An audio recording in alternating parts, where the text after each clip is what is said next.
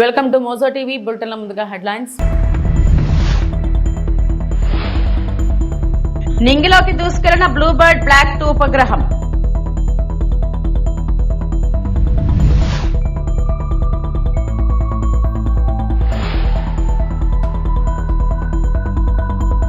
వృద్ధురాలకు ఇచ్చిన మాట కోసం ఇప్పటంలో పవన్ పర్యటన.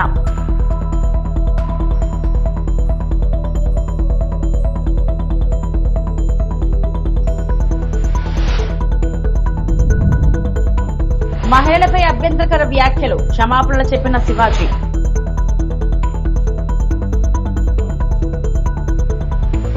భారత అంతరిక్ష పరిశోధన సంస్థ ఇస్రో ప్రస్థానంలో మరో మైలురాయి. బుధవారం ఉదయం 8:55 తన అత్యంత శక్తివంతమైన రాకెట్ LVMW ద్వారా యుఎస్ కంపెనీ AST స్పేస్ జెట్లెట్ నుండి బ్లూబర్డ్ బ్లాక్ 2 కమ్యూనికేషన్ ఉపగ్రహాన్ని విజయవంతంగా ప్రయోగించింది.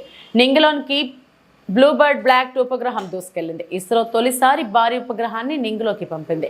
బ్లూబర్డ్ బ్లాక్ 2 ఉపగ్రహంను రూపొందించిన America AST space mobile company Bluebird block 2 ఉపగ్రహం బరువు 6100 kg.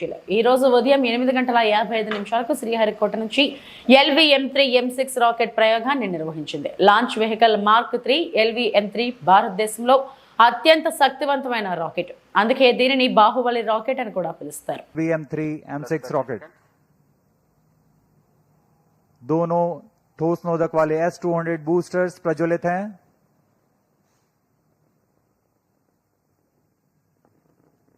प्रथम चरण का कार्यकाल लगभग 126 सेकंड का होगा और इस दौरान यह लगभग 6000 किलो न्यूटन प्रणोद उत्पन्न कर रहे हैं. Very thrilling vibration at the launch base due to the thrusting of twin. I am extremely happy to announce that LVM-3 Bahubali rocket M6 launch vehicle has successfully and precisely injected the Bluebird Block 2 communication satellite in the intended orbit.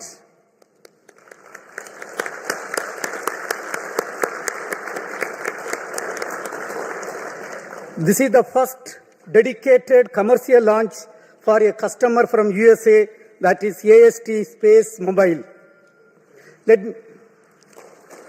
Let me congratulate the New Space India Limited, the launch vehicle teams of the Department of Space, and the satellite project team of AST Space Mobile on this outstanding achievement and contribution for the global community.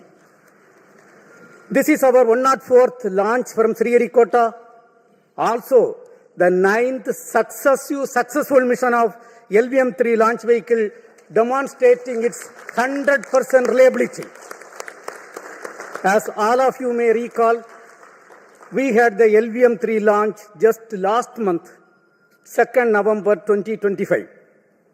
This is also the first time we have a back-to-back mission of LVM-3 within just 52 days. It's a great achievement and a great target achieved as per the vision of our Honorable Prime Minister of India. Kalyan Guntur జిల్లా తాడేపల్లి మండలం ఇప్పటం చేరుకున్నారు. వైకాపా హయాంలో road విస్తరణ పేరుతో ఇప్పటంలో జనసేన కార్యకర్తల ఇల్లు కూల్చివేశారు. జనసేన ఆవిర్భావ సభకు భూములు ఇచ్చారనే కక్షతో ఇలా చేశారనే ఆరోపణలు ఉన్నాయి. అప్పట్లో పవన్ కళ్యాణ్ ఈ గ్రామంలో పర్యటించి బాధితులకు ధైర్యం చెప్పారు. ఎన్నికల్లో గెలిచాక మళ్లీ రావాలని ఇండ్ల నాగేశ్వరమ్మ అనే వృద్ధురాలు ఆయన కోరింది. ఈ నేపథ్యంలో ఆమెకు ఇచ్చిన మాట మేరకు ఇప్పటం చేరుకున్న పవన్ నాగేశ్వరమ్మ ఇంటికి వెళ్లారు. ఆయనకు వృద్ధురాలు ఆప్యాయంగా స్వాగతం పలికారు. ఆమెను పవన్ ఆత్మీయ ఆలింగనం చేసుకుని యోగక్షేమాలు తెలుసుకున్నారు. వృద్ధురాలికి 50,000, ఆమె మనవడు చదువుకు 1,00,000 ఆర్థిక సాయం అందించారు. నాగేశ్వరమ్మ కుటుంబ సభ్యులతో ఆయన మాట్లాడారు. ఆమె మనవడి చదువు కోసం ప్రతి నెల తన వేతనం నుంచి 5,000 రూపాయలు ఇవ్వాలని పవన్ నిర్ణయించారు.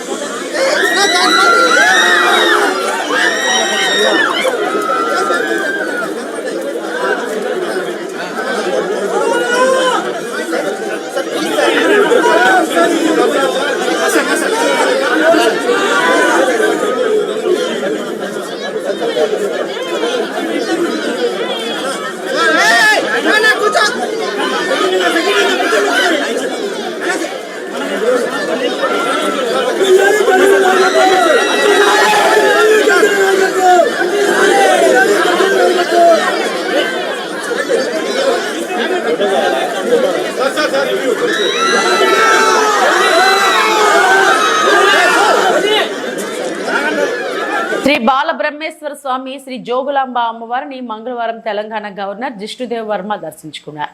తొలుత జోగులాంబ గద్వాల్ జిల్లా అలంపూర్లోని ఓ హోటల్కు ఆయన చేరుకున్నారు. అక్కడి నుంచి శ్రీ బాలబ్రహ్మేశ్వర స్వామి శ్రీ జోగులాంబ అమ్మవారి ఆలయానికి చేరుకున్నారు. ముందుగా శ్రీ బాలబ్రహ్మేశ్వర స్వామి దేవాలయ వేద పండితులు ఆయనకు పూర్ణ కుంభంతో ఘన స్వాగతం పలికారు. అనంతరం గవర్నర్ స్వామివారిని దర్శించుకుని మొక్కులు చెల్లించుకున్నారు. అక్కడి నుంచి వెళ్లి శ్రీ జోగులాంబ అమ్మవారిని దర్శించుకుని ప్రత్యేక పూజలు చేశారు. ఆలయ మండపంలో అర్చకులు ఆయనను పట్టు వస్త్రాలతో సత్కరించారు. అనంతరం ఆశీర్వచనం చేసి గవర్నర్కు తీర్థ ప్రసాదాలు అందజేశారు.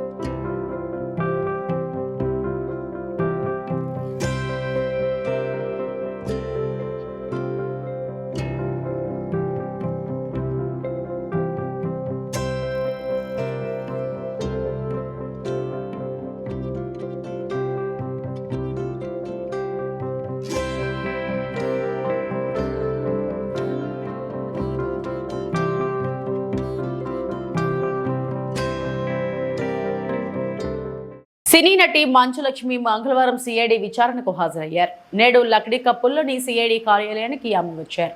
నిషేధిత బెట్టింగ్ యాప్లకు ప్రచారం చేసిన వ్యవహారంలో ఆ యాప్ల నుంచి తీసుకున్న పారితోషికం, కమిషన్లపై అధికారులు ఆమెను ప్రశ్నించారు. గతంలో ఈ కేసు విషయంలో మంచులక్ష్మిని ఈడీ సైతం విచారించిన సంగతి తెలిసిందే. నటి రీతు చౌదరి కూడా సిఐడి కార్యాలయానికి వచ్చి విచారణకు హాజరయ్యారు.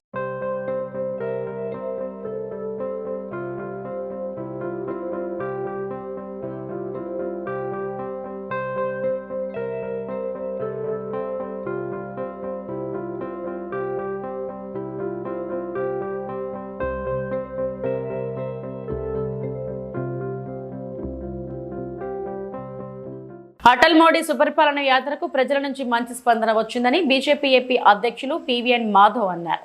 బుధవారం మీడియాతో మాట్లాడారు. ప్రతి జిల్లాలో వాజ్పేయి విగ్రహాలను చూసి ఆనందం వ్యక్తం చేస్తున్నారు.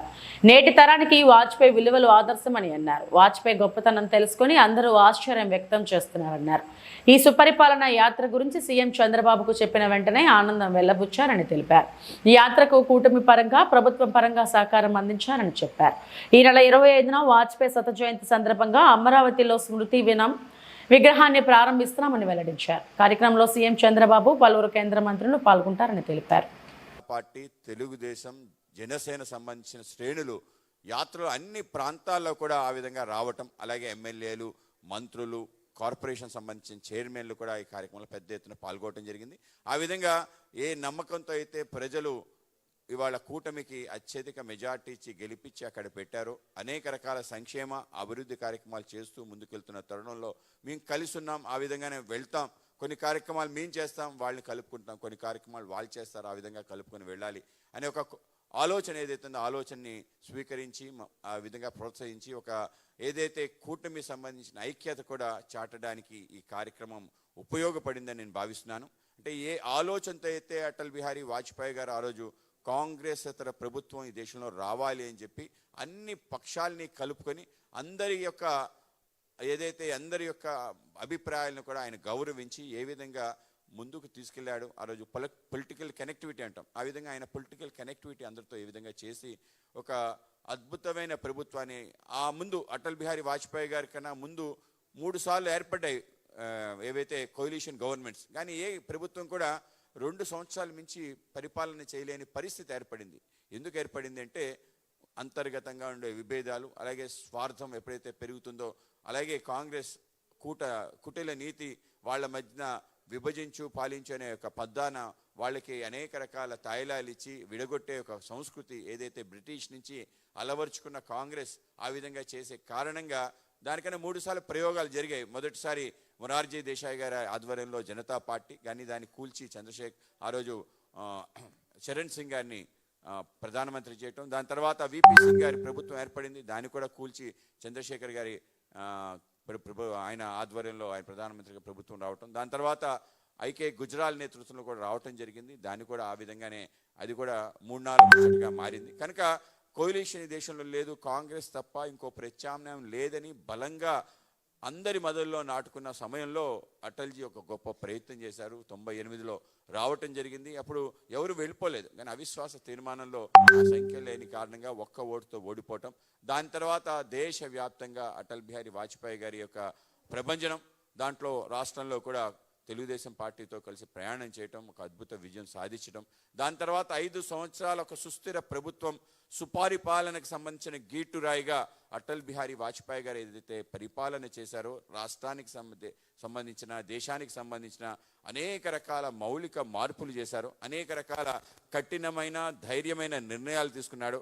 ఆ యొక్క నిర్ణయాల కారణంగా దేశం ఇవాళ ప్రగతి పదాన వెళ్తుంది. ఆ విధంగా ఒక దిక్సూచిగా మారటం, అలాగే మొత్తం ఆయన సుదీర్ఘ రాజకీయ జీవితంలో అంటే 70 సంవత్సరాలు పైగా ఒక సామాజిక కార్యకర్తగా, 60 సంవత్సరాలు పైగా పార్లమెంటేరియన్గా పనిచేసిన వ్యక్తికి ఒక్కటంటే ఒక్క అవినీతి మచ్చ లేకపోవటం, ఒక్కడంటే ఒక్క శత్రువు లేకపోవటం ఏదైతుందో అది ఈరోజు అసాధ్యమైన ఒక అంశం. ప్రపంచంలోనే అటువంటి నేతలు అరుదు.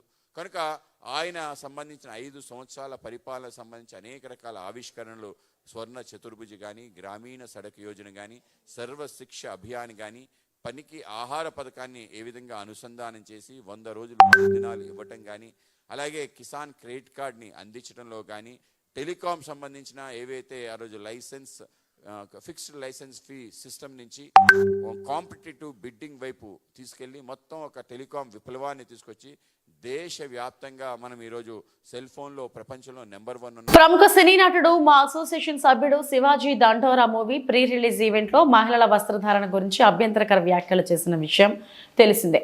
ఈ వ్యాఖ్యలపై తెలంగాణ మహిళా కమిషనర్ తీవ్ర ఆగ్రహం వ్యక్తం చేయడంతో పాటు నోటీసులు కూడా జారీ చేసింది. ఈ నేపథ్యంలో తాను చేసిన వ్యాఖ్యలకు గాను హృదయపూర్వకంగా క్షమాపణలు చెబుతున్నానని అన్నారు. ఈ మేరకు ఇవాళ ఓ ప్రకటన విడుదల చేశారు. శివాజీ తాను మాట్లాడిన మాటలు మహిళలు అందరి గురించి కాదని స్పష్టం చేశారు. మూవీ హీరోయిన్స్ బయటకు వెళ్ళినప్పుడు నిండుగా బట్టలు ధరించి వెళ్లాలని సూచించారని అన్నారు. అలా వెళ్తే తమకు ఇబ్బంది ఉండదేమోననే కోణంలోనే మాట్లాడని తప్ప వేరే ఎవరిని అవమానించపరచాలని తాను మాట్లాడలేదని చెప్పుకొచ్చారు. తాను మాట్లాడిన సందర్భంలో 2 అన్పార్లమెంటరీ వర్డ్స్ వచ్చాయని, వాటికి సిన్సియర్ గా క్షమాపణలు చెబుతున్నానని పేర్కొన్నారు శివాజీ. మొన్న మా దండోరా ఈవెంట్లో ప్రీ రిలీజ్ ఈవెంట్లో నా స్పీచ్లో దొర్లిన అన్పార్లమెంటరీ వర్డ్స్ ఒక 2 పదాలకి నేను సిన్సియర్ అపాలజీస్ చెప్తున్నాను. ఆల్రెడీ చెప్పాను. మరీ ముఖ్యంగా ఈ అపాలజీస్ నేను చెప్పాల్సిన వ్యక్తులు ఎవరంటే, ఆ రోజు ఆ స్టేజీ మీద ఉన్న నా తోటి నటీనటులకు, ఆడబిడ్డలకు చెప్పాలి ఫస్ట్. ఆ పదాలు దొరలకూడదు. నా జీవితంలో ఎప్పుడు దొరలలా అలాగా. 30 సంవత్సరాలు అయింది ఇక్కడికి వచ్చి. నేను అన్ని సంవత్సరాలు పాలిటిక్స్లో ఉన్నా ఏ రోజు కూడా ఒక చిన్న మాట జగన్ గారినైనా, లేదంటే ఏ మహిళనైనా, లేదంటే ఏ పార్టీనైనా నా హద్దు దాటి మాట్లాడలా. అలాంటిది మరి భగవంతుడు ఎందుకో అలా దొరికిపోయింది. నాకు కాన్షియస్ ఎలా మిస్ అయింది అనేది చాలా బాధపడ్డాను. నాకు తెలుసు బయటికి రాగానే గెస్ట్తో అన్న అబ్బాయి దొరిలేసాను అన్న. సో దానికి మీ అందరికీ సిన్సియర్ అపాలజీస్ చెప్తున్నాను, ఆ 2 పదాలకి, నా ఆడబిడ్డలకి.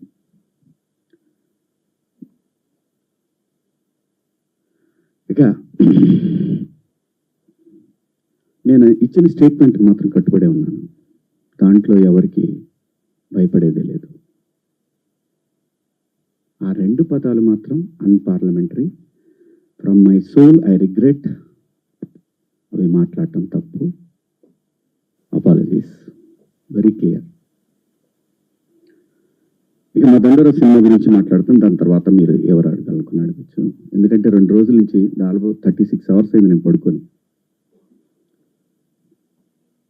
2 రోజుల నుంచి నేను ఈ ప్రమోషన్స్లో నేను పార్టిసిపేట్ చేయలేకపోయాను. ఓ ప్రొడ్యూసర్ నమ్మి మన మీద సినిమా ఇచ్చి ఖర్చు పెట్టాడు, రాలేకపోయాను. అంటే నాలోనే అంతర్మదనం, ఎందుకు ఇలా జరిగింది. అన్ని సంవత్సరాలు పాలిటిక్స్లో మాట్లాడినా ఎప్పుడు తప్పు మాట్లాడాను నేను, ఎందుకు ఇలా జరిగింది, ఏమైంది అని అనిపించింది. సో అందుకే రాలేకపోయాను.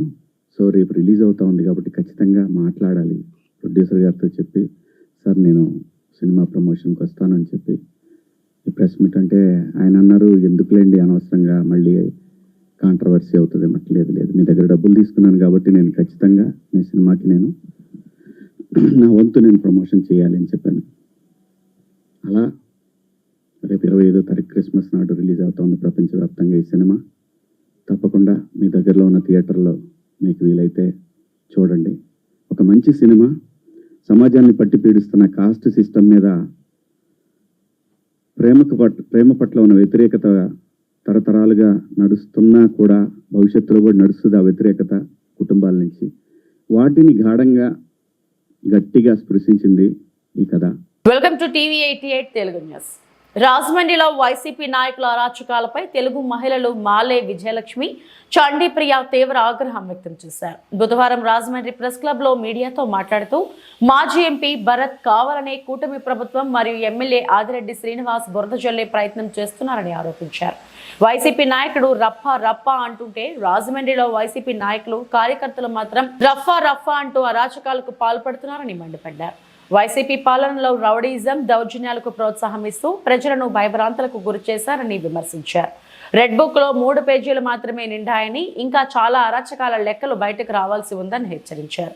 రౌడీ షీటర్లు, బ్లేడ్ బ్యాచ్లకు ఆశ్రయం ఇస్తున్న వైసీపీ నాయకులు జాగ్రత్తగా ఉండాలని కబడ్దారంటూ కఠిన హెచ్చరిక జారీ చేశారు. విచారణకు ఆదేశించడం జరిగింది. A1, A2, A3 ని అరెస్ట్ చేయడం జరిగింది. అదే విధంగా ఏదైతే ప్రైవేట్ హాస్టల్ నిర్లక్ష్యంగా వ్యవహరించారో వాళ్ళకు కూడా క్రమశిక్షణ చర్యల్లో భాగంగా వాళ్ళ హాస్టల్ కూడా మూయించే విధంగా ఆర్డర్స్ అనేది ఇవ్వడం జరిగింది. ఇంత జరుగుతూ ఉండగా ఎవరైతే ఆ రౌడీ షీటర్కి ఆశ్రయం ఇచ్చారో వాళ్ళు కూడా వచ్చి ప్రెస్ మీట్ లో కూర్చుని లోకేష్ బాబు గారి గురించి మాట్లాడాడు, హోమ్ మినిస్టర్ గారి గురించి మాట్లాడాడు. ఏంటంటే అసలు ఏం జరుగుతుంది? మీరే రౌడీ షీటర్ను ప్రోత్సహిస్తారు, మీరే బ్లేడ్ బ్యాచ్ ప్రోత్సహిస్తారు, మీరే గంజాయి బ్యాచ్ ప్రోత్సహిస్తారు, మీరే వాళ్ళకి ఆశ్రయిస్తారు. బురద ఎవరి మీద చల్లుతారు? కూటమి ప్రభుత్వం మీద చల్లుతారు. ఒక్కసారి ఏదైనా ప్రెస్ మీట్ పెట్టే ముందు ఏదైనా ఒక విషయం మీకు తెలిసినప్పుడు పూర్వాపరాలన్నీ తెలుసుకుని అప్పుడు ప్రెస్ మీట్ పెడితే మంచిది.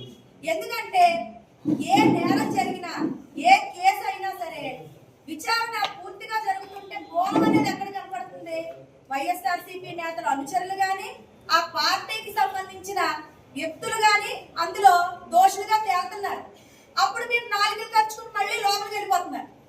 ఏదైనా ఒక ఇన్సిడెంట్ జరుగుతుంది, ముందుకు వచ్చింది కూటమి ముందుకు వచ్చేస్తున్నారు. తీరా చూస్తుంటే ఎక్కడ చూసినా ఆ నేర చరిత్ర ఉన్న వాళ్ళు మీకు సంబంధించిన వాళ్ళు అవుతున్నారు. అవునండి, సాక్షాత్తు 5 ఏళ్లు ముఖ్యమంత్రిగా చేసిన మీ బాస్, మీ అధినేత జగన్ గారే ప్రెస్ మీట్లో రపా నరికేస్తాం, రపా చూపిస్తాం అంటుంటే మీరు కూడా అదే పందాలో, అదే పొరవల్లో ముందుకెళ్ళడం అనేది కరెక్ట్ కాదు. ఎందుకంటే ఇక్కడ ఉన్నది కూటమి ప్రభుత్వం. మొన్న లోకేష్ గారు కూడా ఒకటే చెప్పారు, రెడ్ బుక్ లో 3 పేజీలు అయినా ఇంకా ఉన్నాయి. అందులో లేనివి కూడా ఎవరైతే చట్టాన్ని ఉల్లంఘిస్తారో వాళ్ళందరినీ కూడా చట్టపరంగా క్రమశిక్షణా చర్యలు తీసుకుంటాము. నేతలే కాదు, ఎవరైతే ఈ నేతలు ఈ చట్ట వ్యతిరేక వ్యక్తుల్ని ప్రోత్సహిస్తున్నారో ఆశ్రయం కల్పిస్తున్నారో వాళ్ళని కూడా చట్టపరంగా చర్యలు తీసుకుంటామని చెప్పారు. జాగ్రత్త అండి, ఎందుకంటే అందరూ మీ వాళ్ళే ఉంటారు. అనంతపురం జిల్లా బండపల్లి గ్రామం నందు Congress party ex MLA Sudhakar, university member Madhusudan Reddy, Congress party రాష్ట్ర మైనారిటీ అధ్యక్షుడు శాలిని దాదా, గాంధీ సాకే, శంకర్ తదితరులు బండమీదపల్లి గ్రామంలో మీడియా సమావేశం ఏర్పాటు చేయడం జరిగింది.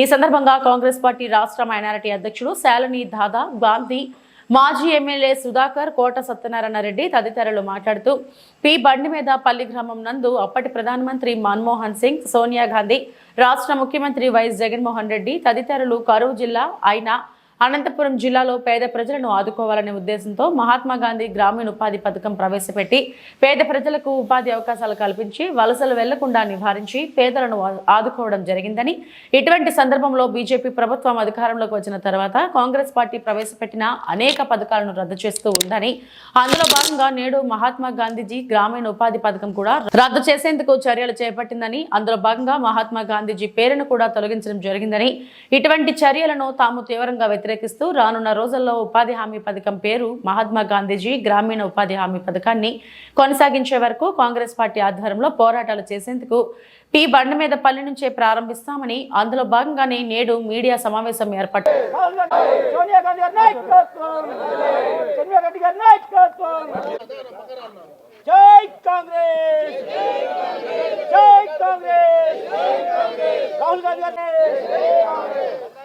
ఈరోజు గ్రామీణ ప్రాంతాల్లో పని హక్కు కల్పించాలని చెప్పి దాదాపు ఆ రోజు మన్మోహన్ సింగ్ గారు కమ్యూనిస్ట్ పార్టీల నాయకత్వంలో మరి చేపట్టిన ఆ ఉపాధి హామీ పథకం మరి ఈరోజు నిర్వీర్యం చేయడానికి మరి నరేంద్ర మోడీ గారి గవర్నమెంట్ ప్రభుత్వం చేస్తూ ఉన్న ఈ విషయాన్ని మనందరం ఇప్పటికైనా గమనించి మరి పోరాటాన్ని సాగించి మరి మహాత్మా గాంధీ పేరిట ఉన్న ఆ పథకాన్ని, పాత చట్టాన్ని కొనసాగించాలని చెప్పి మరి ఈరోజు దాన్ని నిర్వీర్యం చేసి పని హక్కును మరి పొట్టన పెట్టుకోవాలని చూస్తున్న మోడీ ప్రభుత్వం నశించాలని చెప్పి ఈరోజు దేశవ్యాప్తంగా కాంగ్రెస్ పార్టీ శ్రేణులు మరి పోరాటం చేస్తూ ఉన్నారు. ఈరోజు పని హక్కును ఈరోజు పూర్తిగా కోల్పోతున్నాం. మనము గ్రామీణ ప్రాంతాల్లో వలసలు ఆపే చట్టాన్ని మరి ముందుకు కొనసాగించాలని చెప్పి 100 రోజులు ఉన్నప్పుడు 125 రోజులు చేస్తామంటున్నారు. మరి కేంద్ర ప్రభుత్వం 90% ఇంతకుముందు ఈ ఉపాధి హామీ కోసం ఆ ప్రభుత్వ ఖర్చులు భరించేది. ఈరోజు రాష్ట్రాలకి 40% భరించాలని చెప్పి కొత్త చట్టాన్ని తీసుకురావడం, ఈ ఉపాధి పథకాన్ని నిర్వీర్యం చేయడానికి, అదేవిధంగా పని దినాలను మరి కేవలం భారతదేశం మరి ఇండియా ప్రభుత్వం మాత్రమే మరి నిర్ణయిస్తే మరి రాష్ట్రాల్లో ఉన్న పరిస్థితులను బట్టి, అక్కడున్న అవగాహనను బట్టి రాష్ట్ర ప్రభుత్వాలకే అవకాశాలు కల్పించాలి. పని కల్పించాల్సింది రాష్ట్ర ప్రభుత్వాలకు ఇవ్వాలి. మరి కేంద్ర ప్రభుత్వమే ఖర్చు భరించాలని చెప్పి కాంగ్రెస్ పార్టీ కోరుతా ఉంది. మరి ఈరోజు నరేంద్ర మోడీ ప్రభుత్వాన్ని హెచ్చరిస్తున్నాం.